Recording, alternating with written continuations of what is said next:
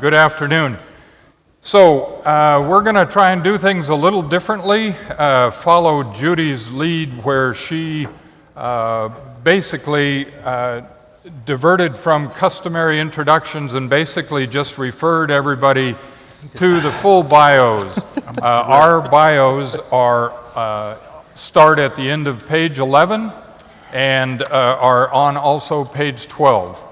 And of course, we're up here on this display, so we're going to dispense with that. The other thing that we're going to try and do a little differently is that we're going to try to give each person a little more devoted time, a little more focused time, not quite as interactive because of the nature of our two topics of business and economic development. We felt like it lended itself a little better to more of a presentation style. So it's going to be a little different in that regard as well. And the main thing that we're going to try to accomplish, I'm actually going to take a page off of Judge Emmett's comments about how the circulation system was directly relating to the health.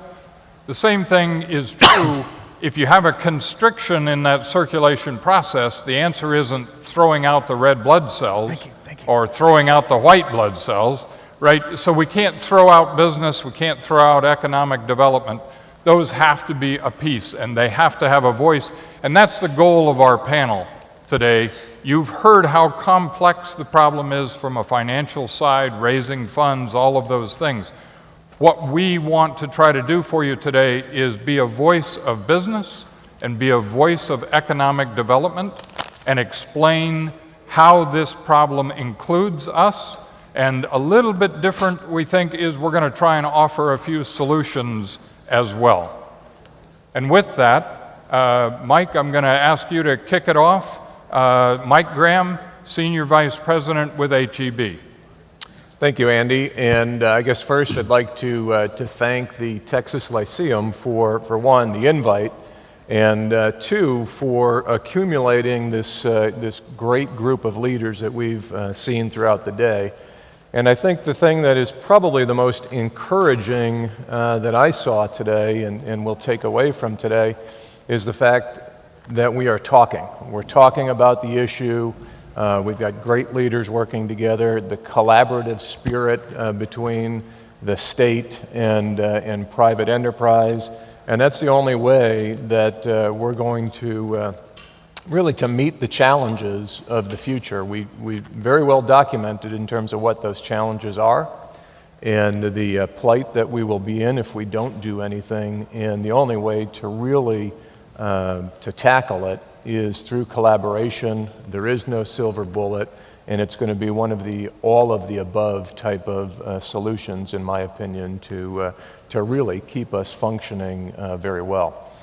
At HEB, we are a retailer with stores across the entire state.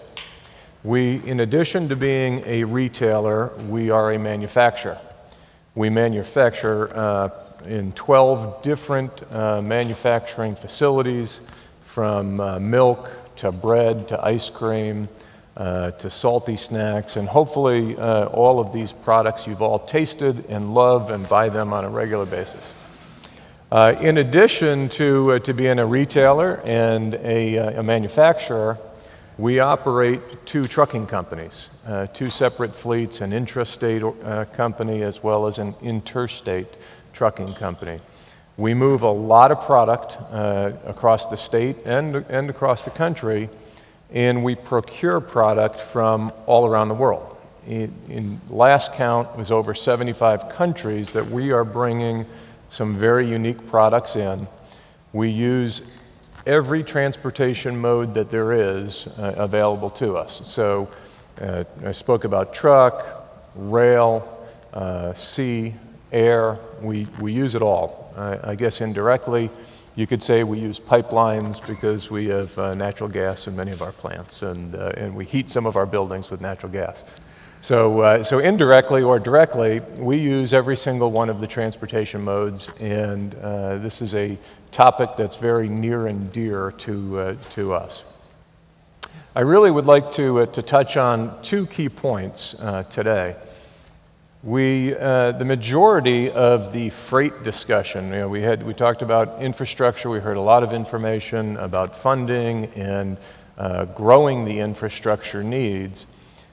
And the majority of the freight discussions were about big freight. So big, heavy, bulky freight. And the infrastructure is going to have to grow proportionately with the demands unless we do something different. So we have to come up with, and I think a lot of this really leans on private enterprise and business to either innovate in the current transportation modes or innovate and develop a new transportation mode. If you look back in history, the different transportation modes on the rail side of it in the 70s, the stack train was developed, and it really took off in the 80s. So what that really allowed the railroads to do in moving container freight is to just about double their efficiency and their capacity with the same train, the exact same resources. You heard earlier what the airlines are doing with the next generation of air traffic control. They'll be able to increase, and I think the number that was thrown out was 50%, increase the throughput at our airports by 50% without any infrastructure investment. It's a technology investment, some software, increased or enhanced software. So the technology and innovation, what other ways can we increase the efficiency in the transportation mode? Therefore, the infrastructure doesn't have to grow proportionately. In the trucking industry, there's all kinds of things that are being proposed in terms of heavier weight trucks with 6 axles, so that we don't do any additional damage to the roads, but we gain efficiency. Those are the types of things, in my opinion, that we are going to have to drive, in addition to many of the solutions that were talked about earlier today from a funding perspective and a growth in all of the transportation modes. So that was I guess the first point I wanted to touch on.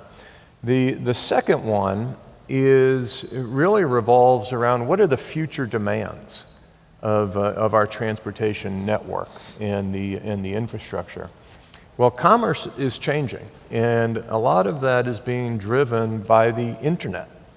If you look at retail today, the fastest growing segment of retail is e-commerce. The e-commerce organizations, the Amazons of the world, the eBays of the world, as well as all your traditional brick and mortar retailers, e-commerce is exploding throughout our country.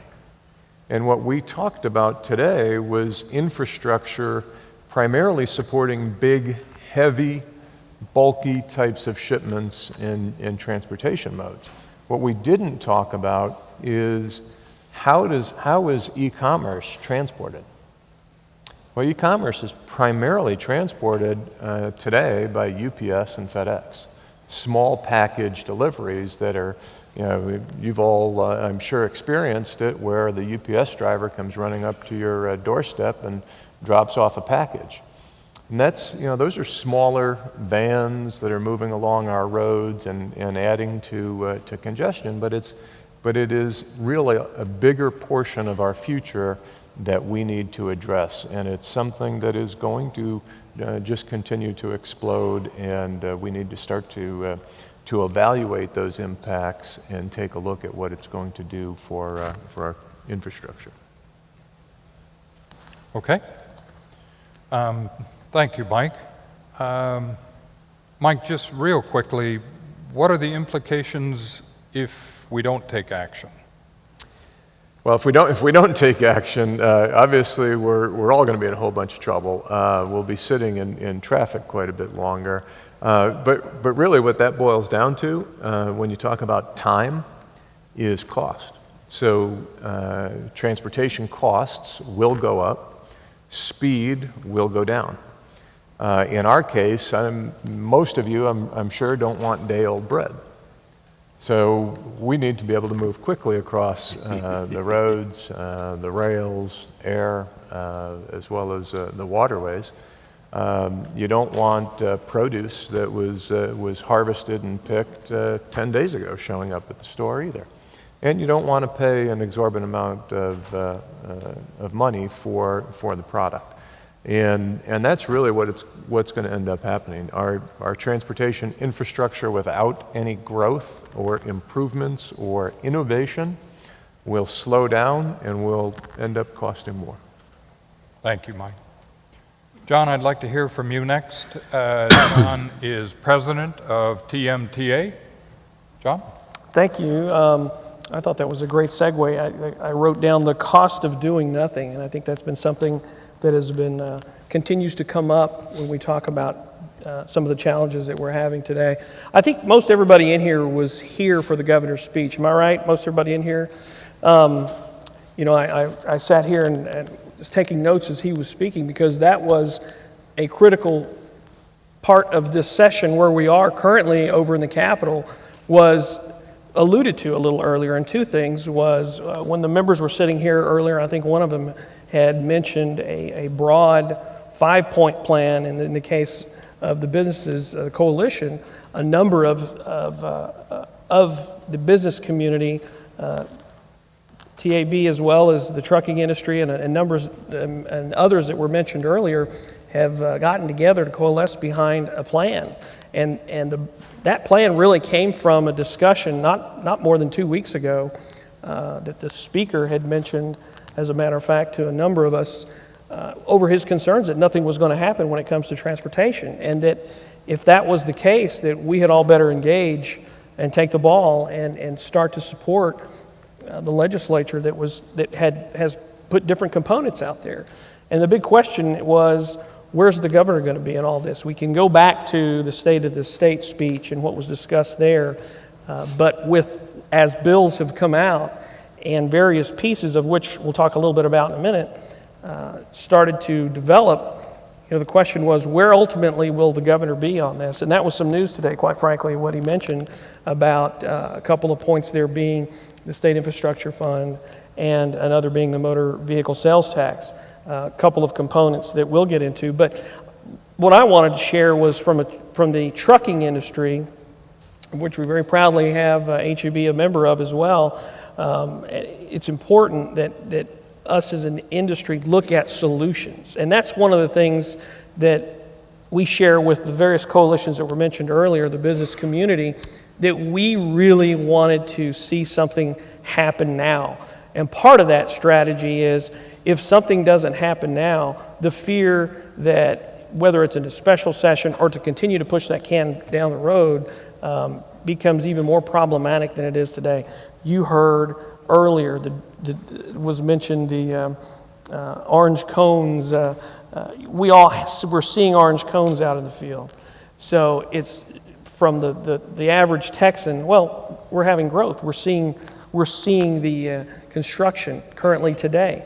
But as was also mentioned sitting here earlier, and I thought made a very good case, was sitting in this hearing, and I believe that she's here today with the Austin Convention Bureau, I believe. Or she had mentioned the company that Representative Darby had shared earlier that was from Bethesda and was looking to relocate here. And that's how the governor started his speech here today, talking about the viability of our economy today, how for over 10 years, the focus has been really on attracting businesses here, and that's really done well. The awards and accolades could have, continue to grow, quite frankly, because the state has done such a great job. But it is the example earlier about the concerns over infrastructure for this one company. It struck me that this was the same conversation that I recall a dozen years ago when Michael Dell was looking to grow, and the same discussion came up in the legislature about infrastructure then. So it's been over time that we've seen this problem just continue to swell, and at what point do you say is the tipping point? Well, I think you're hearing it today. I think that tipping point, as was mentioned, within a 2-year period of time, it's the numbers that TxDOT has put out there time and time again, is by 2015, and as Joe Pickett said earlier, Chairman Pickett mentioned maybe even before that, we're going to stop seeing these cones out there if we don't do something about it. As an industry ourselves, again, we have taken the initiative and said, listen, we can get behind something. We are a diverse bunch of trucking companies throughout the state and even outside of the state with interest in Texas. And all have, over the last several sessions, have even stood up and said, we can get behind even a fuel tax increase. That makes the most sense for those of us that depend on the roads for our living. It makes absolute sense. The reality is we have never had to appropriate for roads for a long time. We go back to the numbers in 1991, all of a sudden we're having to appropriate for roads on a 2-year cycle, which you heard a little earlier is not the right way to go about doing it, or it's concerning to look at a 2-year bite of the apple and hope that we can fill that. It has to be sustainable. Look, think about that. 1991, that number's come up a couple of times. We talked about the value of $1 back then. If you take a look at it, inflation then was at 4.25%. The Dow Jones was just over 3,000. A new home was $120,000, the average cost of a new home. If you were renting, it was about $495 a month. The average household income was just under $30,000. Eggs are 85 cents. Yep, Probably lower than that. maybe even lower than that. A pound of bacon about just under $2, $1.75. Gasoline at the time was $1.12 roughly. And for us, diesel was sitting at about $1.75. I mean, the population then, you heard some discussion about population earlier. And the governor called it 1,000 people move into this state every day. Well, I represent the moving industry. That is an accurate number. Also, you can take a look at the registers, and there's 1,000 people born in this state every day. That's 17 million people in Texas in 1991. Today, we're pushing over at the end of 2012. Now you're looking almost 10 million more by the time we get to the end of this year. That could actually happen. So we're growing by leaps and bounds. We're attracting businesses and people to the state, which is bringing trucks to this state. That's not going to change. What we do when it comes to solutions is absolutely critical in this juncture. And as far as trucking goes, we have concerns, and those words, I think that came up earlier about efficiencies of vehicles. You've heard the reason the fuel tax is still problematic is that over the last 20 years, cars have gotten very, very fuel efficient. That hasn't happened for trucks. Over the last 20 plus years, in the same vein, trucking as a whole has been focused on being cleaner burning engines. And that has been the focus. And quite frankly, we've done a good job there. And that's something that we're all very proud of. This day and age, if you've purchased a truck after 2008, you are actually scrubbing the air in near non-attainment and non-attainment areas of the country. That's something that we are very proud of. But because of that being the focus, fuel efficiency hasn't been. Now that's changing. We're going to start to see better fuel efficiency in our trucks by mandate, federal mandate, but it's happening, and that's usually what it takes to make it happen. But it is changing the game for trucking as well. Yeah, you talked about some of the diversions. There were concerns earlier, and that big one was that the whole, you got DPS in there, and education. I mean, 25 cents of every dollar is going to education. What that tells you is that at one time we were fat, dumb, and happy when it came to the money that we had for roads. We were a world-class road system. Texas was known for that for years and years. But we're still talking about $1991, and that's been a huge problem. What we proposed, and we got together as a coalition, and I'll highlight a little bit of that, and I know Steve, as part of that coalition, probably visit a little bit more about it, but we looked at a 5-point plan. We looked at what can we do as a business community to help support the legislature, and particularly those that have already stuck their necks out in putting some bills out that are very forward-thinking. Representative Darby was one of them. He's got several bills that do that. Linda Harper Brown, Chairman Phillips, all these start in the House. Joe Pickett for years has done the same thing. we can stand up and say, listen, we have got to stand up for what we know we can support. One of those is ending diversions. That's one of the things that the governor had mentioned, and that it was mentioned across the board here. You heard Larry Phillips say his bill does that. That's something that the industry can still get behind. That's clear, and the coalition as well. This is a practice that began, I think, in the early 90s, and it's been going on for some time. The second, look at registration fees. And there was a little bit of discussion about that, and that is critical. For trucking, we looked at it the same way. Well, we can sustain an increase in registration fees. You heard him talk about the numbers. We're down on the low end as a country. 44, I think, was what was mentioned. And if they were to double or that $30 increase that was proposed, we're talking about a small jump up. We've supported the motor vehicle sales tax transfer, which is something that was new that the governor came out with today, so we're very happy to hear about that, as well as the state infrastructure bank. And I thought there was another thing that Representative Darby mentioned that I think was critical was, what we call free access roads, but is what he correctly corrected as those are either toll roads or non-toll roads. And I think that, that coupled with the fact that it's going to take a combination of these things to move the ball going forward, it's going to take all of those to come up with the solution, because that $4 billion number is not one that has changed. It's something that continues to come up. I've had the privilege on sitting on several of the panels for TxDOT advisory committees and councils, and we seem to acquiesce behind the same number. It's $4 billion, and I can see that, and we're going to do all we can to help them get there. Very good. Thank you, John. So a little bit of a shift, talking about more on the economic development side. I'd like to have the audience hear from Russell Laughlin, who's the Senior Vice President of Hillwood Properties, oversees the management of the 17,000-acre Alliance, Texas. Andy, thank you. So the governor at lunch today quoted Yogi Berra, who's one of my favorite guys, and Yogi had another saying, said, go down to the cul-de-sac and take a left, right? And what he meant was, I'm somewhere on the back side, and so where we are today is we're at that cul-de-sac, and we can either take the short route around or we could take the long route around. The point is, we're going to end up at the same place, and that's what I want to talk about today and put in the context of economic development. I'm a real estate guy. Alliance, Texas is a 20,000-acre master planned, the world's first industrial airport complex. It's multimodal. It's an inland port, so you have BNSF Railroad, intermodal facility, 1.1 million lift capacity, doing 600 today. You have 35, State Highway 114, 170, connect us back to DFW. And then, of course, we have our airport, which is a Cat 3, now a 9,000 going out to an 11,000-foot runway. That expansion is underway. I'll talk about that. That takes us to the Eastern Rim.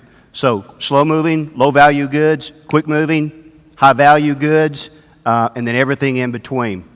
So this started in 1987, today, 32 million square feet, 35,000 permanent jobs, $7.5 billion of private investment. So I'm going to link what you've heard today in terms of how we really measure the metrics of the yield on investment. So a little cost accounting for a second. We hear people talking about fees as expenses. They're not. In this, at least in this conversation, these are investments. That's a capital item, balance sheet item that we talk about often to our customers. So as we look forward through the next development cycle, so this has happened over the last 15 years. As we look forward to the next development cycle, we'll develop another 15 to 20 million square feet, maybe as much as 30, depending on how robust it is. Another 40,000 direct jobs, another $7.5 billion private investment. All of that returns back over to our communities, a multiple of 20 to 1, 30 to 1, 5 to 1. You pick the agency. So go back for a second. Alliance, Texas was started on a $150 million investment, public-private partnership between the Federal Aviation Association, Department of Transportation, and a little bit from the city of Fort Worth. 99 million, 43 million, and about 15 million from Fort Worth. Today, In fact, last month we paid our 1.1 billionth direct property tax. That's the multiple I'm talking about. Haven't even looked at the economic impact that goes to the multiple that runs through. So the companies that are represented, 250 companies, 50 that are represented in the Fortune 500 or Global 50. So these are very sophisticated folks that you'll hear some more about. They know what they're doing, and they're site selecting pretty much everything the governor sees, we see, comes to us, and we have a chance to make these deals. We know what they ask. Many years ago, it was strictly education. Where's my educated workforce and where are they coming from? Today, it's gone beyond even quality of life, and they say to us, what is your plan for transportation and how sustainable is it? Okay, and I could give you an example, as you've heard 2 or 3 today, where you've lost deals in the state of Texas based on the inability to articulate that. And sometimes we find it very hard to articulate. You know, a $100 million investment by an Amazon is sort of hard to say, come, we promise we'll get it done for you. They want to see it. There's reasons for it. Now, the good side of this is all the economic growth that we have going today continues to go forward. You have folks that are going to show up like an Amazon, like a Walmart, the e-commerce that we spoke about earlier. They are solving the last mile distribution, okay? So this efficiency and smarts that I'm talking about have put the Amazons of the world right up to our front door, and they're delivering overnight to your zip code, 2 zip codes over. That's the efficiency that's built into it. So what do we worry about? We worry about a plan that says, do you have a plan? Can you articulate it? And is it sustainable? Beyond that, we worry about workforce. That's a different education discussion, et cetera. So when we talk about recruiting those companies to the metropolitan area of DFW, and we can talk about GDP, we can talk about yield to the state and all that. I've given you a few metrics. This is what it gets down to at the end of the day. I noted through many of the conversations, how do you win that debate? And that's where we struggle today. And I want to take you back for just a second, because this is a perspective we have as real estate developers and folks that have been involved in public-private partnerships, particularly transportation-related, since the 1990s, out of our first public-private partnership in the state with State Highway 170 and the airport. But it took us to California. Assembly Bill 1680 was the first public-private piece of legislation in the country. And Caltrans at that time, the state of California, was having the debate we're having today. How do we do it? How quick do we do it? The naysayers, you can't afford it. What did the governor say today? Where does he go to recruit businesses? They didn't get it right. Our opportunity, obviously, is to get it right. So the lowest common denominator that we focus on are the constituents out there. The business guys, we ultimately get to the plan. We show them how we're going to get it done. We show them our leadership, which, by the way, is outstanding. Then we have to convince those voters on those newly elected representatives. And that means you need foot soldiers. That means you need people going to communities and talking to those that are against fees, taxes, any sort of increases that they've heard their legislators say we're against them. That means an awful lot of time talking about the benefits that return and then the off-balance cost that accrues to them if we don't do something. So I use this as a personal example, and then I'll sort of maybe pass it on so we can get back on time. City of Fort Worth has a $5 transportation fee. They put on their water bill. Nobody hiccuped on it at all. And they're delivering roadways right and left. The street in front of my house since 1940 had never been resurfaced. They rebuilt it. And I said, by golly, I will pay another $5 because every 6 months I'm repairing the front end of my wife's car and it's costing me $2,500. That's the indirect cost we're already paying today. We know that. And when I can sit down with a group of homeowners and voters and walk them through that, they get it. They know it's a better cost, it's a better allocation of investment if we invest in this transportation infrastructure. One last thing before I move on. The governor today outlined pieces of legislation that, whatever the capitalization rate that he spoke about, I think it would deliver $41 billion of needed improvements through 2030. We know we need 375. So I walk out and I still say, how to articulate the rest of that plan for a Deloitte University, 77,000 worldwide employees who's located into the metropolitan area that says, tell me, I'm going to be here for 50 years in my real estate, tell me what your plan is. I like to hear, this is the first step. It's one of many steps. We will continue to go through this. This is not the final solution. The cost of repairing today and paying today is certainly cheaper than anything else we can talk about. So real estate development, economic development, guys come into the state because of all of the soft infrastructure we have. Those are the folks we deal with, and they ask us about our transportation system, our plan, and how you're going to fund it. I think we're going to take that first step in this session. Thanks. Thanks, Russell, and thanks for kind of reframing the fees and higher taxes as investments. I think that's appropriate given our perspective here on the panel. All right, one substitution that may confuse you here on our boards, Steve Minnick, who's Vice President of Government Affairs, is filling in for Bill Hammonds. Steve, if you want to say anything, because your bio is not on their brochure, that's fine. Otherwise, have at it. I don't take a lot of time. I'll just say that I'm the Vice President of Government Affairs at TAB. I focus on a variety of issues: environmental regulation, transportation, water resources, some utility work, some tax and revenue work. I've spent almost 30 years in state government in a variety of positions. My last position there was the head of government affairs for the Environmental Quality Commission. Spent a lot of time in state focusing on financial issues, budget and appropriations issues, and a number of years raising revenue from regulated businesses to pay for regulatory programs. So I've got a pretty good perspective on both sides of the fence, from the payers and the payees, if you will, in terms of state revenues. And you just heard some excellent points about how we need to be focusing on this issue from a real-world perspective. And to me, that is the biggest hurdle we have. TAB got involved in the issue of transportation funding because our members kept coming to us, the lobby team in Austin, saying, this is broken, we must fix it. I heard a great point made in one of the legislative committee hearings yesterday that if you're a manufacturer, it doesn't matter what you make, it doesn't matter how much it costs you to make it, it doesn't matter how bad your customers need it, it doesn't matter what the quality of that product is. If you can't get it to the market, it is valueless, it is worth nothing. And we have people telling us, many of our members who are manufacturers, who are people in the trucking business, people in the delivery business, we can't get our goods to market, we can't get our raw materials to our factories, we can't get our employees to work on time, and it is costing us enormous amounts of money. And we have got to cut through the rhetoric about no new taxes, no new fees, don't use the rainy day fund, just cut the waste in government, we can find a way to pay for all these things without spending any more money. Well, that's wrong.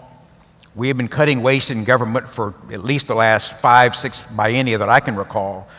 There's not a lot of waste left in state government. You don't have to accept my word for that. If you doubt it, send me an email, I'll send you the proof. There is not a lot of waste left in state government to squeeze out. And so from a business perspective, we have got to find a solution to this problem. I know you've heard discussions about the issue of competitive advantage. Normally when I speak to groups, chambers of commerce, other public groups, normally the first thing you do in an open setting like that is somebody asks you to turn your cell phone off. I ask them to turn their cell phones on. I said, turn on your cell phone, turn on your iPad, go to Google or Bing or whatever your search engine is and type in Texas transportation or Texas drought. That's even a better one as far as infrastructure. And then I ask people, how many web pages do you see popping up there? How many URLs are listed? How many pages? It's normally in the thousands. Then I ask them, look and see whose URL that is. Washington Post, Wall Street Journal, Huffington Post, New York Times. I said, the people who have capital to invest in this state, the people who are creating jobs, what periodicals do you think they read? That's what they're reading. So here's the perverse relationship. The more we can't solve this problem without talking about it. But the problem is the more we talk about it, the more we're convincing people outside the state of Texas that this may not be the right place to come and do business. Why? Because the headlines are full of issues about the failure in our transportation systems and our political inability to solve them. And I could say the same thing about water, but that's a whole nother conference. It is amazing to me how there is a disconnect between the average person on the street, if you can take 5 minutes to sit down and talk to them about the simple economics of how pluses and minuses work, I've talked to a lot of citizen groups, and when I explain transportation funding to them, they go, well, who in the world wouldn't vote to support that? Well, who is your elected senator and representative? Where are they on the issue of increasing fees or taxes or borrowing from the rainy day fund? We have a huge disconnect in the simple economics of what makes common sense. We have people saying we should not use the rainy day fund for any infrastructure investment.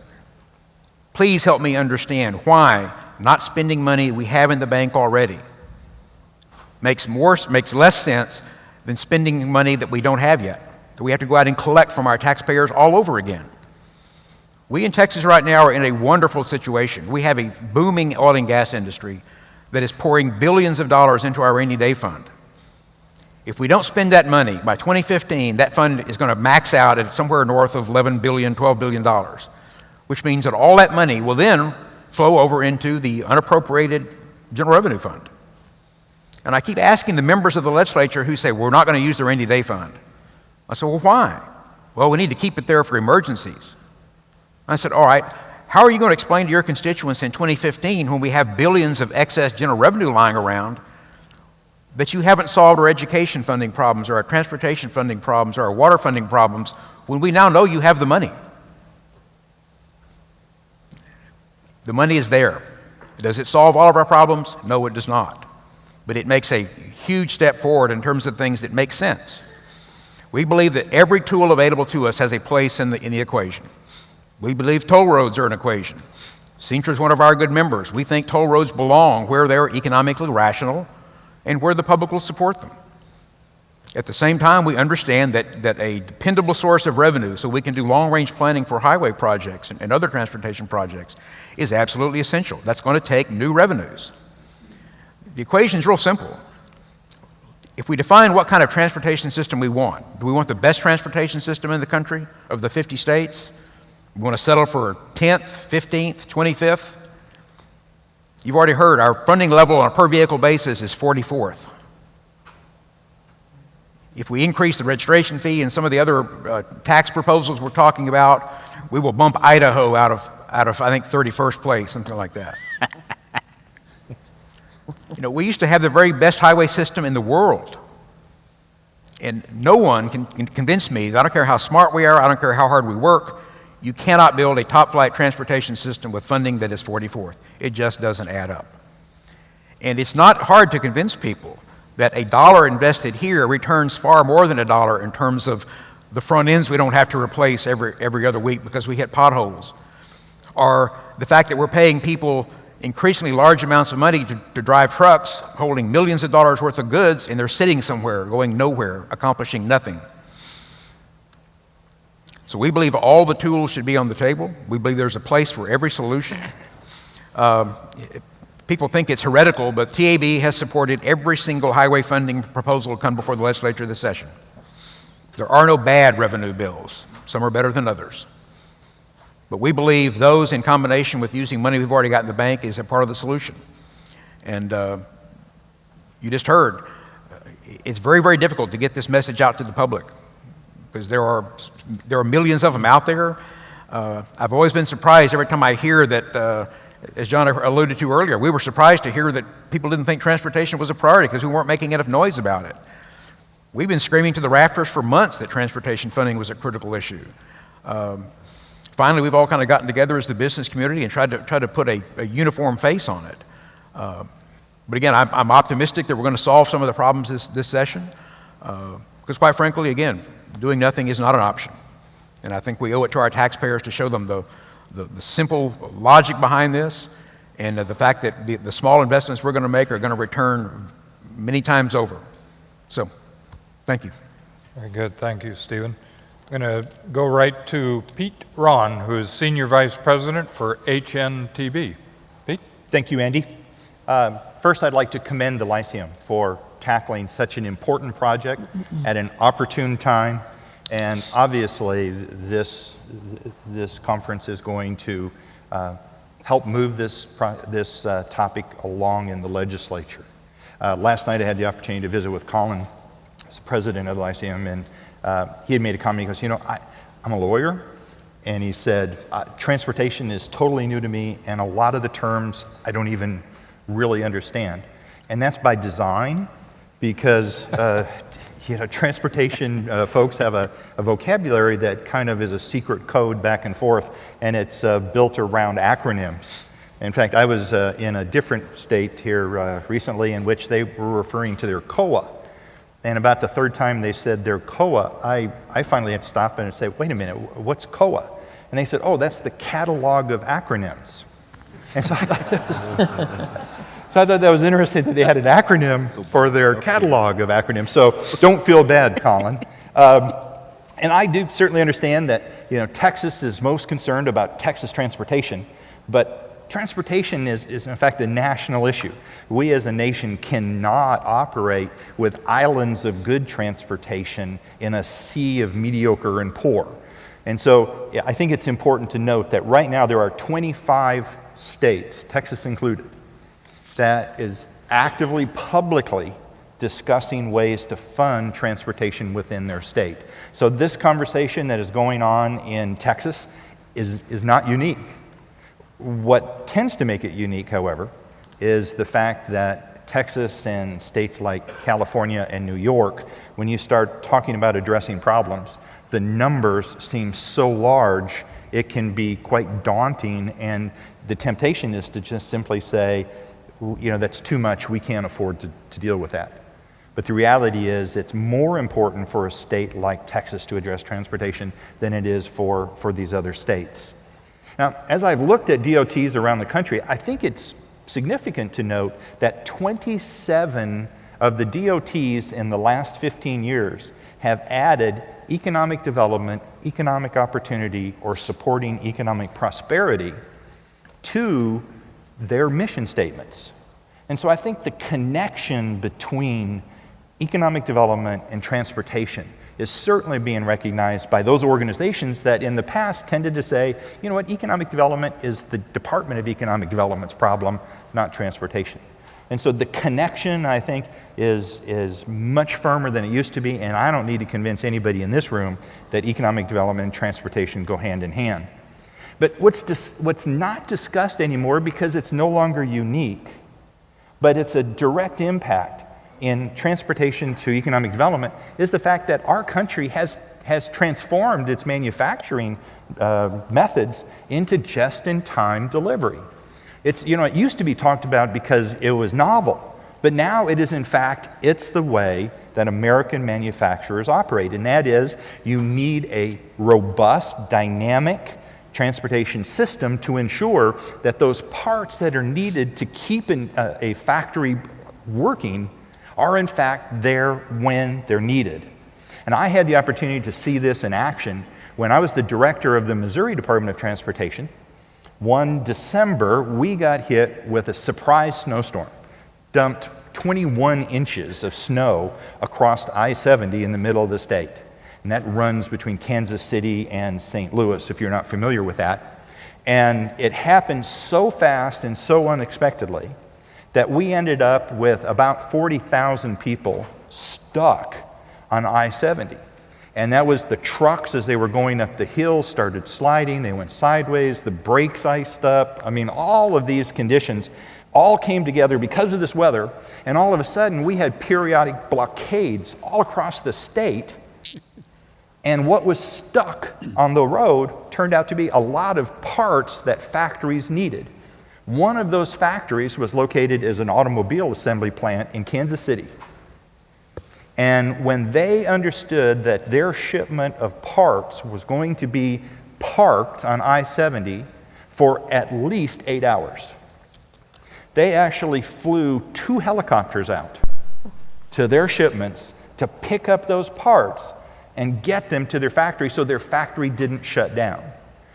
That's the connection between transportation and economic development, and you have to have one that can support the other, or you won't have that manufacturing. I had the opportunity to testify to a congressional committee in Washington a few years ago, and so I was talking about the DOT perspective of transportation, and there was a non-highway construction contractor who was from California. And he was explaining that, of course, he charges for the movement of his equipment from one site to another. And that he generally prices his equipment at moving at 25 miles an hour in California, except if he has to go through Los Angeles. And he prices his equipment at 2 miles an hour when he's going through Los Angeles. A direct cost that's passed on to whomever it is that's building whatever they're building. I mean, the transportation system that our national economy, which obviously is involved in a global economy, has to be dynamic and efficient if it's going to do what has to be done. And I would just close, Andy, with a statement or a reference to how a state DOT can be more directly involved in economic development. I mean, first off, DOTs are overwhelmed with requests. I mean, I can tell you it's actually easier when you have no money, because that way you tell everybody no. But when you have some money, the hard part comes about because you can only pick so many winners. So in Missouri, while I was there, the State Transportation Commission took $30 million of new revenues that could be projected as an annual revenue stream for the department and actually put it into an economic development pot. And they said that money will be available every year to directly invest in economic facilities that bring real jobs to the state of Missouri. I have to tell you, there's a couple of caveats. First off, to be comparable to Texas, you guys would need to be talking probably about $150 million a year to have a relative reference there. But what that meant was that if a new manufacturing firm needed an interchange, or they needed an extension of a state highway to make whatever available to them, they could come to this pot and not have to wait 5 years of programming to see the dollars be made available for that project. And I can tell you that to qualify for those dollars, the State Economic Development Department had to do a job generation assessment, and we would choose those projects that produce the most jobs. And I got to tell you, retail was not counted as economic development, because from a statewide perspective, that retail store is going to locate somewhere. Now, between communities, there's a big battle about where a big box is going to go. But when you're talking statewide, a retail development is not economic development from the standpoint of generating those jobs. So it had to be something different than that. It had to be something that was bringing a job that was not going to come anyway, so that it accessed those dollars. And so there are ways that DOTs can become more active and more directly supportive of specific economic development projects when there is some available funding for that. Great. Thank you, Pete. So we have an extra minute. Does anybody have anything that they want to add? I wanted to add something, Please. and I'm mad that I didn't think of it, but you make a very good point about the factor of just-in-time delivery when it comes to the trucking industry. I had a member tell me a couple of months ago, he threw a figure out that really kind of shocked me, but the more I thought about it, the more it made a lot of sense. He's moving chassis out of the valley into Michigan for Ford. And we were going over some of the challenges of the infrastructure getting out of the state and in through other states, frankly. And he said something to me, and he said this is written in contracts time and time again.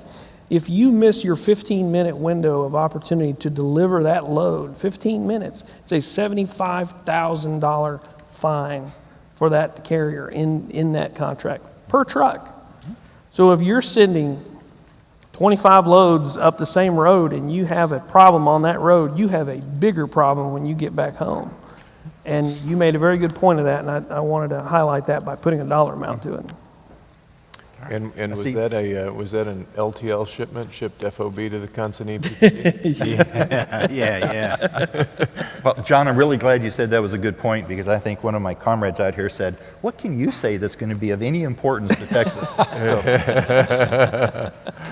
All right, very good. So I would hope that the Lyceum group, and I understand, Colin, you picked the topic, so I hope you feel validated. certainly, so many issues from so many angles have been raised today. And so deep topic, thank you. We all appreciate you raising the awareness of this, putting a spotlight on this whole issue.